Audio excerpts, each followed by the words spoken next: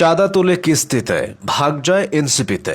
গুলশানে চাঁদা তুলতে আসা এই ছেলের কারণে এনসিপির ইজ্জতের দফারফা হয়েছে। আব্দুর রাজ্জাক বিন সুলাইমান রিয়াদ নামের মতো তার চাঁদার পরিমাণও বিশাল, হাজার না লাখ না, সরাসরি কোটির ঘরে। ইতিহাস বলছে বাস্তবে কেউ ভণ্ড হলে ফেসবুকে সে ওলিয়া উলিয়া হয়। অনেকটা বিসিএস এর প্রশ্ন ফাঁসের সাথে জড়িত সেই আবেদ চাচার মতো। এই ছেলে বড় হয়ে আবেদ চাচা হতো। চাঁদা নিয়ে সে বিএনপিকে ফেসবুকে দিনরাত খোঁচাতো।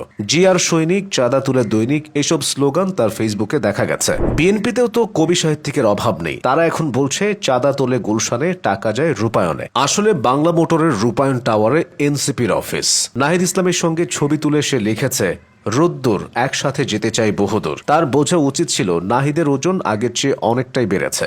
এই পেট নিয়ে বহুদূর যাওয়া সম্ভব না। আরেকটা ছবি দিয়ে লিখেছে, আমার ইমাম। এটা ঠিক লিখেছে। মিলাদ পড়ানো কিছু ইমাম নাহিদের মতোই স্বাস্থ্যবান হয়। নিজের সম্পর্কে সে লিখেছে, গবেষণা বলছে বাংলাদেশ থেকে মিসাইল ছুড়লে সেটা রাজধানী ঢাকা ক্রস করার আগেই কমপক্ষে 3 জায়গায় চাঁদা দিতে হবে। তবে গুণী এই ছেলের কারণে যদি তার লিডারকে ধরতে হয় তাহলে পুরো বাংলাদেশ হয়তো রাজনীতিবিদ শূন্য হয়ে যাবে। বিএনপির লুৎফুজ্জামান বাবর থেকে শিবির নেতার সঙ্গেও তার ছবি আছে। আন্দালিব রহমান পার্থ, খান তালাত রাফি, হাসনাত আবদুল্লাহ কারো সঙ্গে ছবি তুলতে বাকি রাখেনি। স্বরাষ্ট্র উপদেষ্টার সঙ্গেও তার ছবি আছে। এখন স্বরাষ্ট্র উপদেষ্টাকে কে গ্রেফতার করবে? সে বঙ্গবন্ধুকেও ছাড়েনি। মুক্তিযুদ্ধ জাদুঘরে বঙ্গবন্ধুর সঙ্গে তার একাধিক সেলফি আছে। খোঁজ নিলে হয়তো দেখা যাবে ট্রাম্প, পুতিন ও মোদির সঙ্গেও সে ছবি তুলে রেখেছে। চাঁদাবাজি যদি ইন্টারন্যাশনালি হতো তার কারণে দেশের নাম উজ্জ্বল করত। চাঁদাবাজিতে না পারলে ফটোগ্রাফিতে এই ছেলের ভবিষ্যৎ উজ্জ্বল। অবশ্য যে পরিমাণ আয় সে এতদিন করেছে, ভবিষ্যৎ নিয়ে কখনো চিন্তা করা লাগবে না। একজন পাতি নেতা হওয়ার সব ধরনের গুণ তার ভেতর আছে। চিকন শরীর,